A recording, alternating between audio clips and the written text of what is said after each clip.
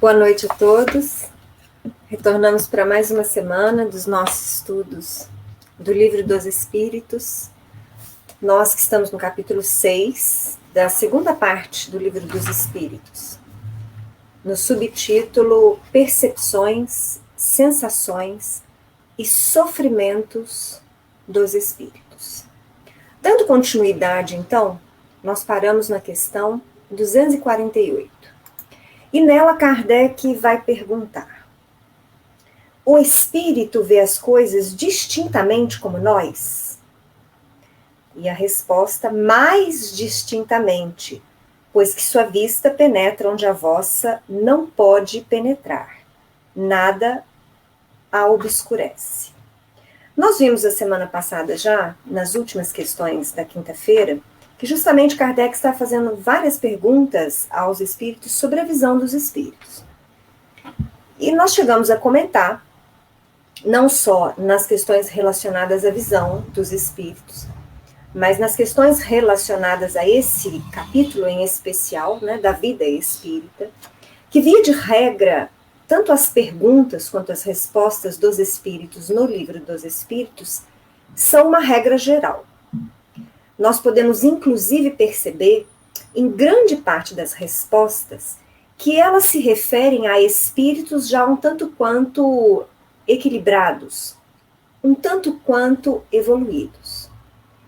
E que dentro de cada resposta, dentro de cada citação, nós temos conversado nas questões sobre as gradações destas percepções, destas características dos espíritos, relacionadas profundamente à sua evolução, à sua inferioridade ou à sua superioridade. Então vamos dar continuidade. Na questão 249, Kardec ainda pergunta: percebe os sons? Quer dizer, em relação aos espíritos desencarnados, né? Eles percebem os sons? E a resposta: sim, percebe mesmo sons imperceptíveis aos vossos sentidos obtusos. Então, mais uma vez eu friso para vocês que nós estamos falando já de conquistas dos espíritos mais avançados. Via de regra, nós podemos pensar da seguinte forma, e isso vai ser dito nas próximas questões. Nós, desde a nossa criação como princípio inteligente, temos todas as potencialidades em nós. O nosso germe, que seria o princípio inteligente do universo, ele possui já nele toda a potencialidade que irá se desenvolver nos milênios sem conta, quando o espírito, então, experiencia pelo reino mineral, pelo reino vegetal, pelo reino animal, hominal e depois angelical. Mas até que nós possamos fazer desabrochar, até que todas essas potencialidades do nosso espírito estejam 100% desenvolvidas, as graduações vão ao infinito, ou seja, quanto mais inferior o espírito, menos potencial ele desenvolveu. E menos potencial, aí nós estamos falando, em relação aos sentidos de visão, aos sentidos de percepção de sons, a sensibilidade, a própria faculdade mediúnica, que tem muito a ver com a sensibilidade. Então, quanto mais inferior, menos ele desenvolveu do seu potencial. Conforme o princípio inteligente evolui, atinge o reino hominal e passa a ser designado por espírito com E maiúsculo, percebam vocês que ele ainda continua a desenvolver essas potencialidades, agora tocadas pela razão, pela inteligência. Mas o espírito, digamos assim, o nosso espírito, nós que podemos nos considerar aí, na melhor das hipóteses, espíritos em estágios medianos da evolução. Uma vez que estamos ainda experienciando no mundo de provas e de expiações, que está iniciando ou está atravessando uma transição para que seja mundo de regeneração. Nós podemos nos colocar aí, nós não somos mais espíritos inferiores, mas somos ainda espíritos medianos, ainda mais próximos à inferioridade do que à superioridade. Então nós, ainda temos muito a desenvolver das nossas potencialidades como espírito imortal. Que vale dizer que ao desencarnarmos, nós teremos limitações, sim, nas nossas visões como espírito, na percepção de sons como espírito, na nossa sensibilidade como espírito, uma vez que ainda não atingimos o mais alto grau de harmonia, de equilíbrio e evolutivo do espírito. Então, essas potencialidades, grande parte delas, objeto das respostas dos espíritos, ainda não são conquistas plenas nossas. Eu quero que vocês percebam isso. E em nenhum momento isso quer dizer que o Livro dos Espíritos está incorreto. Quer dizer só que ele é a base. Porque a continuidade do nosso estudo vai seguir. E estudo que eu falo não do Livro dos Espíritos, mas estudo da doutrina espírita, das incontáveis obras que surgiram e que ainda surgirão, complementando, trazendo novos esclarecimentos, aprofundando entendimentos, sem prejudicar o que os espíritos grafaram no Livro dos Espíritos. Vamos continuar. Nessa mesma questão 249, Kardec traz uma linha A. E nessa linha A ele vai perguntar: no espírito, a faculdade de ouvir está em todo ele, como a de ver? Porque já em questões anteriores, os espíritos esclareceram que os espíritos, eles não veem só com os olhos perispirituais, digamos assim, eles veem com todo o ser, como se fosse uma visão 360 graus. E eu, naquela época, comentei com vocês que isso já é um espírito evoluído. Porque nós, ao desencarnarmos, ainda traremos em nós impressões de que estamos enxergando tão somente pelo nosso olho perispiritual. Então vamos ver o que os espíritos respondem a essa questão de Kardec. Se a faculdade de ouvir também está em todo ele ou só no órgão, né? Respondem eles: todas as percepções constituem atributos do espírito e eles são inerentes ao ser. Ou seja, são essas potencialidades que eu falei para vocês. Então nós já fomos criados como princípio inteligente com todos os atributos. Chico costumava dizer que o projeto nosso estava pronto. Só que a gente está em construção. Ao término dessa construção milenar, é que nós vamos ter a concretização do espírito no seu mais alto grau evolutivo.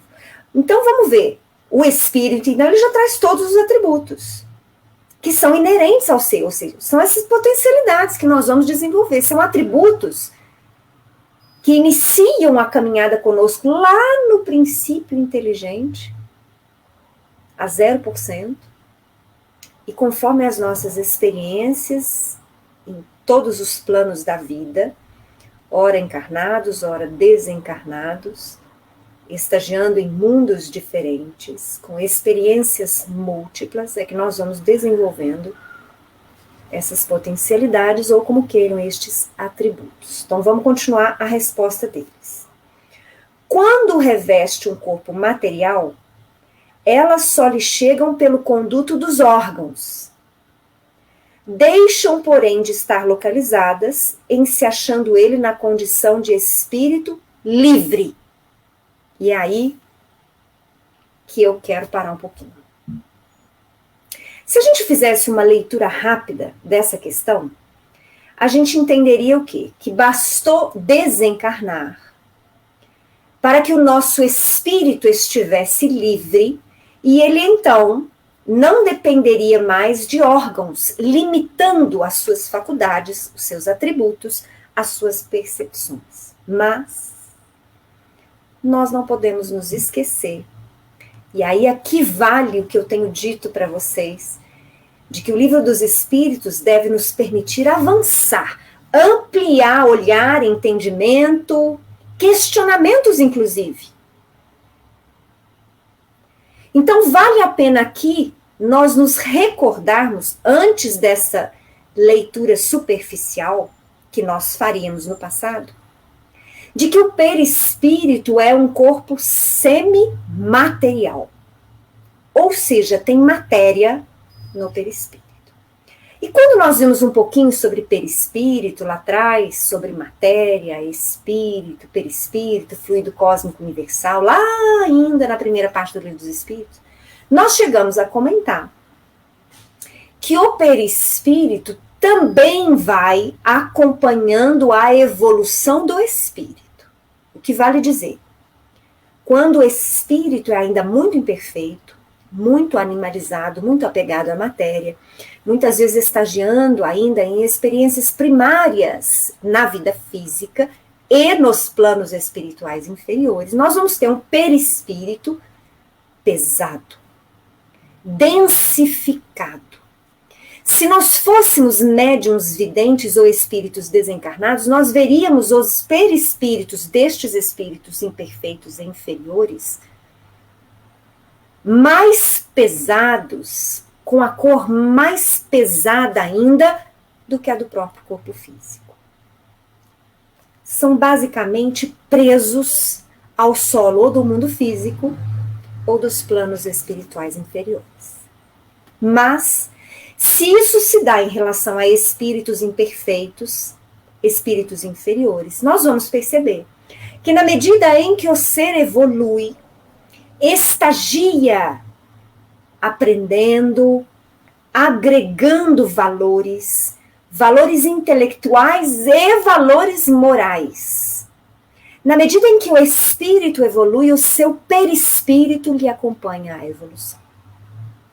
Quanto mais evoluído o espírito, mais sutil o seu perispírito. Menos matéria ele tem, menos densidade ele tem, mais sutilidade, mais elementos espirituais, mais leve ele é, mais translúcido ele é, com cores mais harmoniosas, inclusive com a disposição físico-perispiritual mais harmonizada.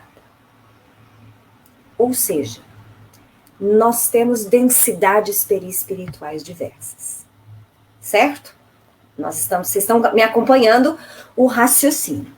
Então, nós, por exemplo, que eu falei agora há pouco, podemos nos considerar, na melhor das hipóteses, espíritos medianos, vamos estar aí com um perispírito mediano.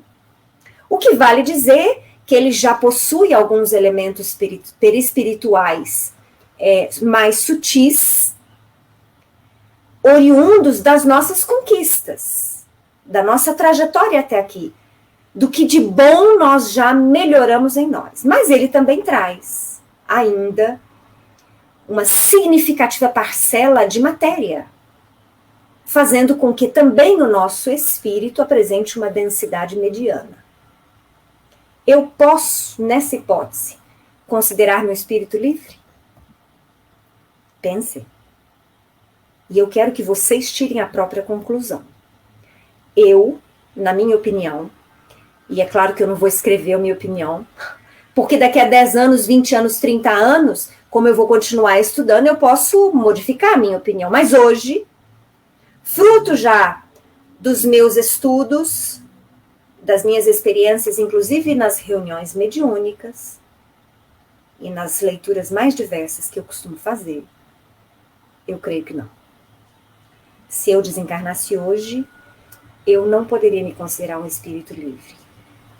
Eu estaria adstrita ao plano espiritual com o qual eu sintonizasse. E muito possivelmente esse seria um plano mediano, em sintonia com quem eu sou, porque eu percebo em mim já algumas conquistas, mas eu também percebo ainda muitas imperfeições, muitas fraquezas, muitos defeitos mesmo, muitas sombras. Uma vez que eu vou estar, então, restrita ao plano espiritual com o qual eu sintonize. Uma vez que eu sei, por exemplo, que por conta dessa mediana evolução, eu não vou poder circular muito entre planos. Eu vou poder trabalhar para baixo, mas para cima eu vou poder só visitar em excursões educativas, e olhe lá. Eu não posso me considerar um espírito livre. eu ainda vou estar submetido à lei do meu próprio mérito, da minha própria evolução. Então, em sendo assim, se eu não posso me considerar um espírito livre, dentro dessa questão que nós estamos estudando, eu preciso concluir que a percepção dos sons para o meu espírito desencarnado não vai ser de todo o meu ser. Também vai ser restrito aos órgãos auditivos perispirituais que eu tenho. Mas é claro que quando eu coloco essas divagações, esses avanços para vocês, eu quero que vocês pensem.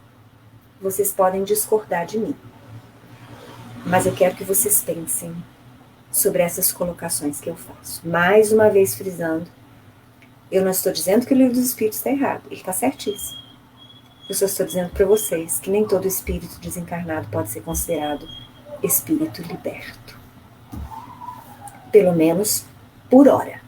Porque um dia seremos. A evolução é constante. O progresso é impositivo para todos nós. Só não se dá imediatamente após a morte do corpo físico. Bom, vamos seguir. Na questão 250, Kardec vai perguntar: constituindo elas atributos próprios do espírito, ser-lhe-á possível subtrair-se às percepções? Ou seja, uma vez que essas percepções, esses atributos, que se relacionam às faculdades que nós conhecemos, mas a outras. Porque lá na primeira parte dos espíritos, eles falaram que existem, que nós vamos desenvolver ainda outros sentidos que nós ainda não temos. Então, uma vez que esses atributos são inerentes ao espírito, Kardec quer saber se é uma escolha, por exemplo, se eu posso deixar de ver, deixar de ouvir, eu, espírito desencarnado, se eu tenho este poder. Né? E eles respondem: o espírito unicamente vê e ouve o que quer. Espíritos mais elevados. Vocês vão entender por quê. A própria questão vai dizer. Dizemos isso de um ponto de vista geral. Olha eles dizendo aqui nessa resposta o que eu venho dizendo em vários comentários às questões. Geral. E, em particular, com referência aos espíritos elevados. Porquanto os imperfeitos muitas vezes ouvem e veem a seu mau grado, ou seja, quando eles não querem, o que lhes possa ser útil ao aperfeiçoamento. Entenderam? Então, aqui, eles estão sendo um pouco mais específicos na resposta, mas percebam que isso que eles deixam transparecer, esse entendimento que existe nessa resposta da 250, eu tenho aplicado no decorrer de todo o estudo do Livro dos Espíritos, porque são ensinamentos gerais. Não havia como, era impossível no século XIX, em pouco mais de uma década que Kardec teve para fazer essa compilação, para codificar a doutrina espírita, era impossível que ele pudesse prever todas as situações, dar todos os exemplos. Por quê? Porque falar da vida do espírito é algo que não tem limite. Porque nós estamos constantemente evoluindo. É como se nós quiséssemos hoje fazer um texto relatando todos os avanços tecnológicos do homem na última década. E fizéssemos o texto dizendo assim: olha, depois daqui não vai acontecer mais nada. Impossível. A gente sabe, por exemplo, que no campo tecnológico, a cada semana, a ciência caminha, vamos dizer assim, não é nem caminha, ela galopa. De tão veloz que são os avanços na área da tecnologia. Agora imaginem, vocês, os avanços do espírito imortal. Tem jeito da gente compilar em um texto só ou em 5 obras e falar que nada mais vai mudar? Que nada mais tem para falar, nada mais tem para explicar, que não vai vir nada depois? Não tem jeito. Então, essa progressividade da doutrina espírita é o que ela tem de mais belo, a meu ver. Porque é o reconhecimento de que nós, espíritos, Ainda temos muito a caminhar. O futuro, digamos assim, ainda não é visualizado por nós. Nós temos alguma ideia, mas não sabemos como será. Só sabemos que virá. Na questão 251, Kardec vai perguntar: são sensíveis à música os espíritos? Então vejam só, na 250 nós já ficamos sabendo que o espírito superior, ele ouve o que ele quer. E até muito mais do que os espíritos inferiores. Ouve até muito mais do que os encarnados. Mas quando ele quer. Sua vontade é imperiosa. O espírito superior. Agora, os espíritos inferiores, eles não. Muitas vezes eles são obrigados a ouvir, inclusive, que eles não querem. Principalmente quando se trata de instruções, de lições, de espíritos benfeitores ou superiores a eles. Agora, na 251, então, Kardec pergunta se os espíritos têm sensibilidade à música. Porque nós somos sensíveis à música. Com raríssimas exceções, todos nós nos impressionamos com a música. Talvez vocês não tenham prestado atenção até aqui, ou talvez já tenham constatado isso. Dependendo da música, dependendo do compositor, até o batimento cardíaco modifica-se. Nós temos hoje a aplicação da musicoterapia, que tem os seus resultados estudados pela ciência, em benefício das pessoas, dos doentes. Mas não precisa participar da musicoterapia. Basta que você ponha, por exemplo, no seu carro, quando você está guiando, você coloque uma música clássica. E dependendo da música clássica, ela pode trazer emoções diferentes. Por exemplo, se você escutar melodias ao piano de Chopin, há uma grande probabilidade de você guardar um certo quê de tristeza e de melancolia, porque é uma característica desse compositor. Belíssimas, mas uma característica dele. Se você for escutar, por exemplo, um Verdi, um Tchaikovsky, você vai perceber até um certo ar militar, você tem até mais energia, apesar de ser também música clássica. Se você estiver guiando e colocar uma música eletrônica, vocês podem até achar engraçado, mas muito possivelmente vocês vão correr mais. São pequenas características, pequenos testes que a gente pode fazer no nosso dia a dia. Dependendo da música, as tuas dores podem piorar. Dependendo da música, as tuas dores podem aliviar. E assim, em relação a muitas outras coisas. Uma vez que a música, pela sua própria vibração, ela traz percepções não visíveis, mas assimiláveis pelo espírito. Então, uma vez que eu já fiz essa digressão sobre música, vamos ver o que os espíritos respondem sobre a música. E eles dizem assim: aludes à música terrena? Que é ela comparada à música celeste? A esta harmonia de que nada na terra vos pode dar ideia?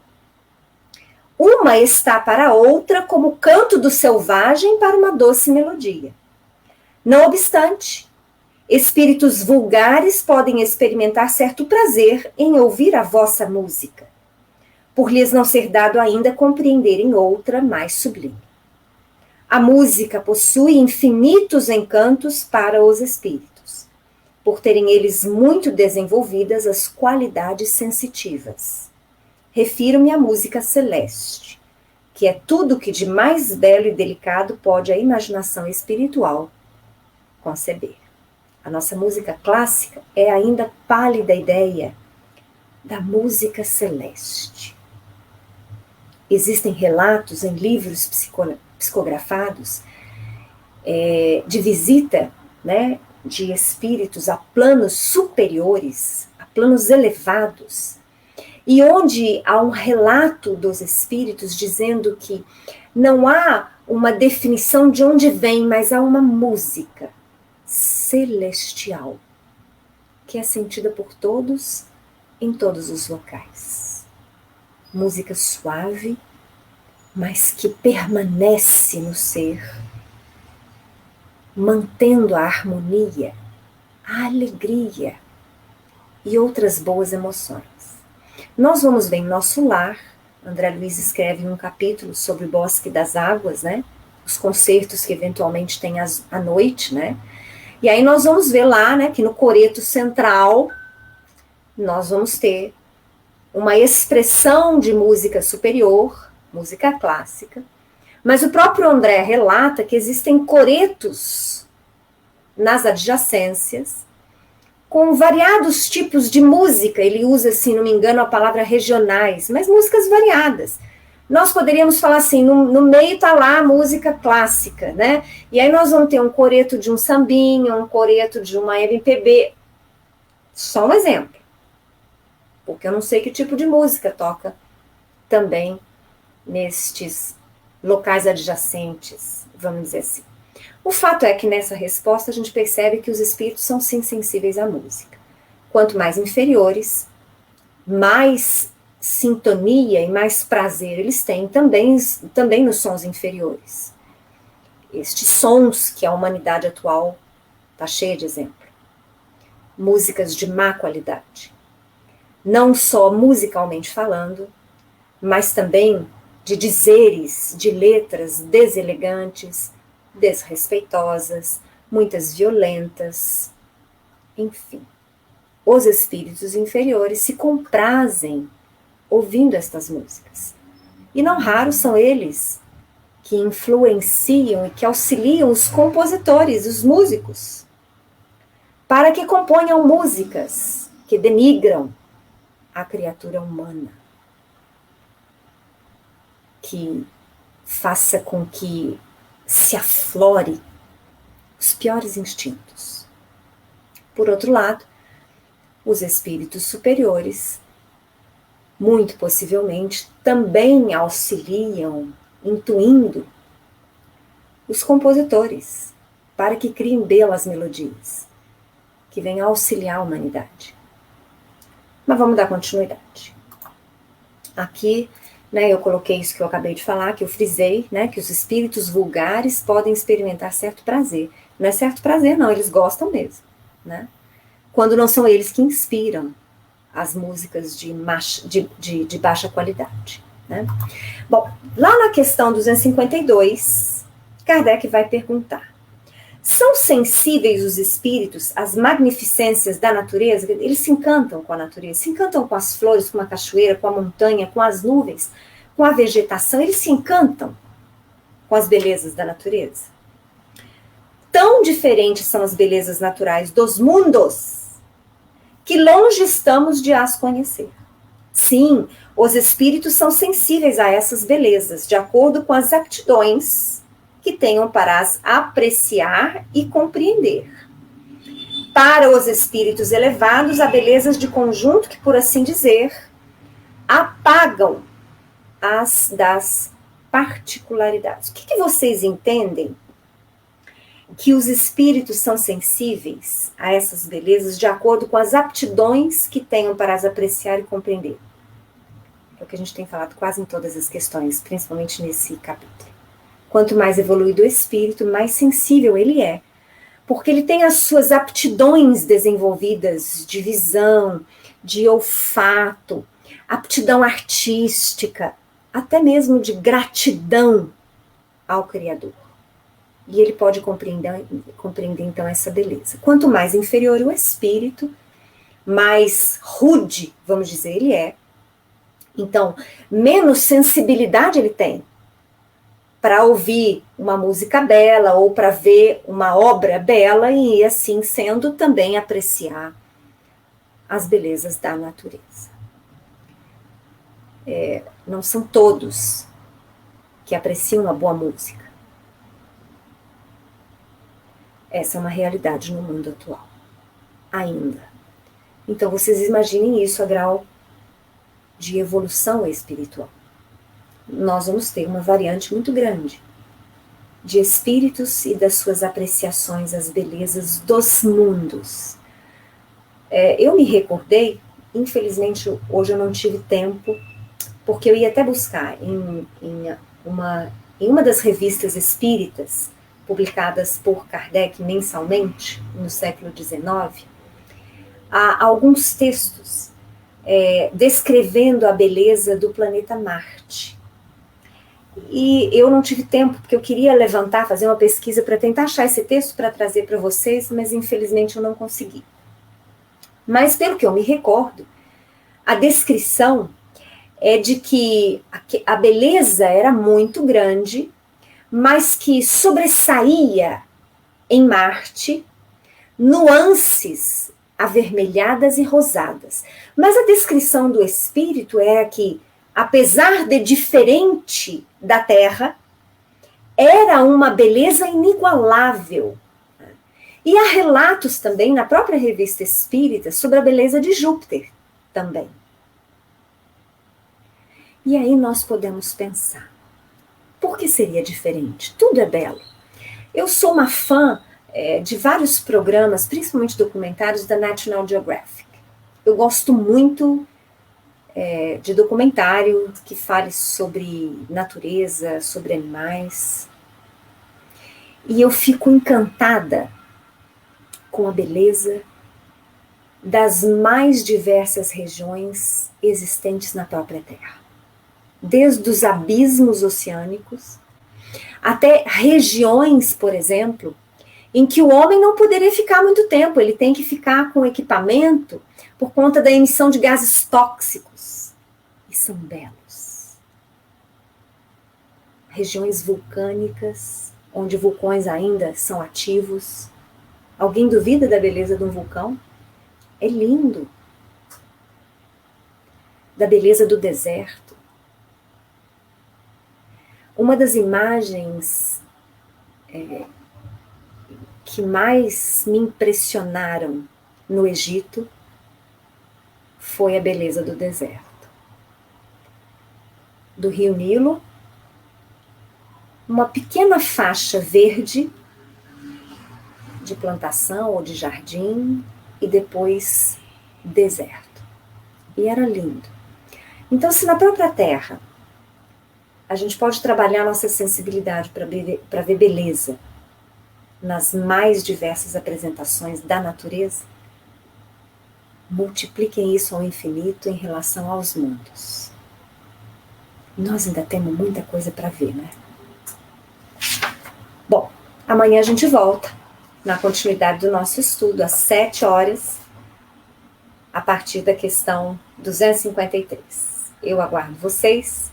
Um grande abraço a todos, obrigada pela presença da Denise, do Carlos, Valdeci, do Cláudio, do Anderson, do Lorival. O Anderson está colocando assim: Cris, me lembro de ler em Violetas na Janela, que existem cursos que vão desde se alimentar pelos fluidos da natureza até levitação. Um espírito recém-desencarnado pode viajar pelo pensamento? Como se locomovem mediante o grau de evolução? Anderson, vamos começar comentando essa sua pergunta amanhã. 7 horas, antes de começar pela questão 253, eu vou responder essa pergunta do Anderson. Combinado, Anderson? Porque senão eu vou avançar muito no horário do próximo companheiro e não dá para mim responder isso em 3 palavras. Combinado? Até amanhã, então, aguardo vocês. Um abraço.